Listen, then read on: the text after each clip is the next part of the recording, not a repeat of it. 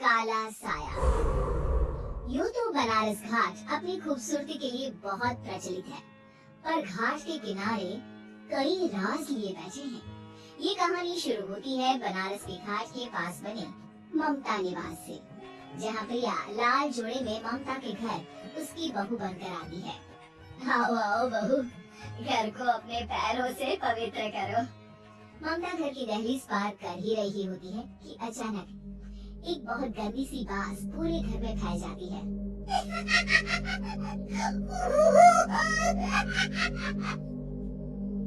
ये बदबू और ये आवाजें, ये कौन हंस रहा है माँ? अब ये पड़ोसी ना हमारे थोड़े अलग से है। कहाँ हम शाकाहारी और ये मांस मच्छी खाने वाले। छोड़, तू ध्यान मत दे और गृह प्रवेश कर। और हाँ बहू, अपनी सास की एक बात हमेशा याद रखना, इन पड़ोसियों से तो कभी बात नहीं करेगी। अच्छे लोग नहीं है ये। अपनी सास की ये बात मानेगी ना बेटा? हाँ माँ, जो आपकी मर्जी, मैं उनसे बात नहीं करूँगी। अगले दिन प्रिया अपनी पहली रसोई बनाने रसोई घर में जाती है। ये छोटी बात से नापने जा रही है। एक काम करती हूँ, खिड़की खोल देती हूँ। प्रिया खिड़की खोलने जाती है। इतनी जाली, लगता है इस खिड़की को कभी खोला ही नहीं गया, पर ऐसा क्यों? ओह, नॉन वेज की स्मेल आती होगी ना। 2 मिनट के लिए खोल लेती हूँ, फिर बंद कर दूंगी। प्रिया खिड़की खोलती है। खिड़की खोलते ही उसकी नजर सामने वाले घर की खिड़की पर पड़ती है, जहाँ एक लड़की खड़ी होती है, हाथों में मेहंदी, लाल रंग की साड़ी, बिल्कुल सजी धजी, मानो प्रिया की तरह ही वो भी नई नवेली बहू हो। वो प्रिया को देखकर मुस्कुराती है। हे भगवान, माँ ने तो इनसे बात करने को मना किया था। प्रिया फौरन ही खिड़की बंद कर देती है और तवे पर चढ़े रोटी की ओर देखने लगती है, पर वहाँ रोटी न होकर मछली पड़ी होती है। ये क्या? पहली ही रसोई में इतनी बड़ी गलती! हे भगवान, अब मैं क्या करूँ? प्रिया बहुत डर जाती है और फौरन रसोई की सफाई करने और फिर सभी के लिए खाना बनाने लग जाती है। जब वो सबको खाना परोसती है, सब तो ठीक है, मैं बेकार में चिंता कर रही थी। हे भगवान, ऐसे ही बस अपनी कृपा बनाए रखना। रात के वक्त जब सब सो रहे होते हैं, तब प्रिया को पायल की आवाज सुनाई देती है, जिससे उसकी आंख खुल जाती है। ये पायल की आवाज कहाँ से आ रही है? प्रिया उठकर उस आवाज के पीछे छत की सीढ़ियों तक जाती है। तभी उसे बच्चे के रोने की आवाज आती है। प्रिया छत पर जाती है तो क्या देखती है? वही लाल साड़ी वाली लड़की अपनी गोद में एक नवजात बच्चे को वहाँ घुमाकर सुला रही है। तभी प्रिया की नजर उसके पेट पर पड़ती है। ओह गॉड, ये तो प्रेग्नेंट भी है। सुनिए, बच्चा सो नहीं रहा है क्या? मैं कुछ मदद करूं? नहीं, आपके घर वालों को अच्छा नहीं लगेगा, मैं संभाल लूंगी। स्नेहा की गोद से बच्चा हाथ मारकर प्रिया की गोद में आने को छटपटाने लगता है। दोनों घर अगल बगल में बने होने के कारण प्रिया उस बच्चे को गोद में ले लेती है। प्रिया के पास आते ही वो सो जाता है। बच्चे का वो स्पर्श रात भर प्रिया भूल नहीं पाती और अगली सुबह वो छत पर कपड़े सुखा रही होती है, तभी उसे एक औरत इशारा करके बुलाती है। स्नेहा कह रही थी, बाबू तुम्हारी गोद में आते ही सो गया। मैं गौरी, स्नेहा की माँ हूँ। बहू, घर आना, बाबू को खिला भी लेना। शाम को जब घर पर कोई नहीं रहता, बच्चे से मिलने के लिए प्रिया छिपकर अपनी पड़ोसन के घर चली जाती है और कुछ देर बच्चे को खिलाकर वापस लौट आती है। इसके कुछ दिन बाद ही प्रिया को पता चलता है कि वो माँ बनने वाली है। ममता की खुशी का ठिकाना नहीं रहता।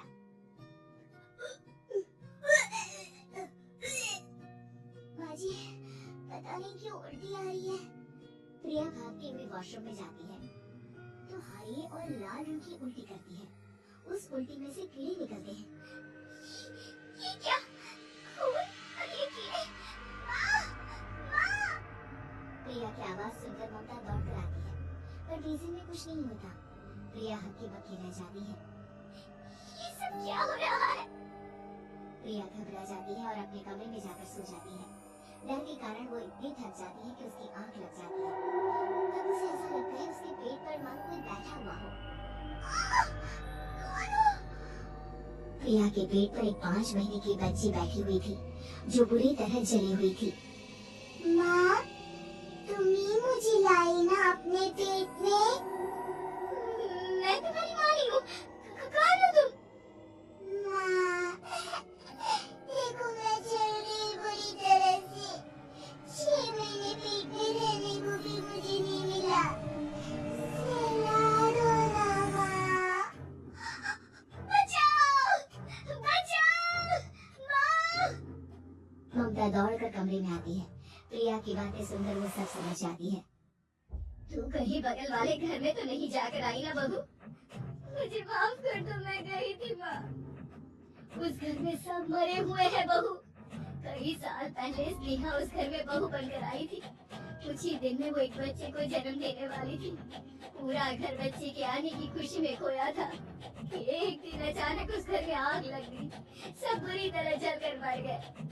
गौरी आज भी दादी बनने का इंतजार कर रही है और इसीलिए स्नेहा ने अपना अजन्मा बच्चा तुम्हारी कोख में डाल दिया। ममता ये कह रही होती कि पीछे से उसके पैरों को एक बच्चा पकड़ लेता है। दादी, दादी। माँ, स्नेहा की गोद में यही बच्चा था। ये बच्चा कौन है फिर? तेरी मौत है। तेरी भी दादी। जिसका ममता को डर था वही हो गया। ममता निवास के ऊपर मौत ने एक चादर बिछा दी थी। प्रिया का पेट ऐसे बढ़ जाता है मानो 9 महीने का हो। 2 हाथ उसके पेट से बाहर निकलते हैं। बहू, संतोष को फोन कर, किसी पंडित जी को बुला बहू। प्रिया का पति भागता हुआ घर आता है। ये तो होना ही था माँ। तेरा पाप तेरे सामने आ गया तो तू सह नहीं पा रही है। स्नेहा घर में आग लगी नहीं थी, माँ ने लगाई थी, प्रॉपर्टी की लालच में। और वो बच्चा मेरी पहली पत्नी का बच्चा है, मेरा बेटा, जो कि उस आग की चपेट का शिकार हो गया था। मैंने तुमसे ये सब माँ के कहने पर छुपाया था। मुझे माफ कर दो प्रिया। तुम अगर चाहो तो यहाँ से जा सकती हो। मैं तुम्हें किसी भी बंधन में रखना नहीं चाहती।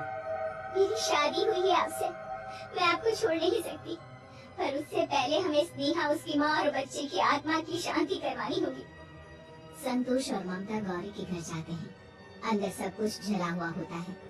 जमीन पर जली हुई लाशें बिखरी हुई थी। ममता रो रो कर अपने करने की माफी गौरी से मांगती है।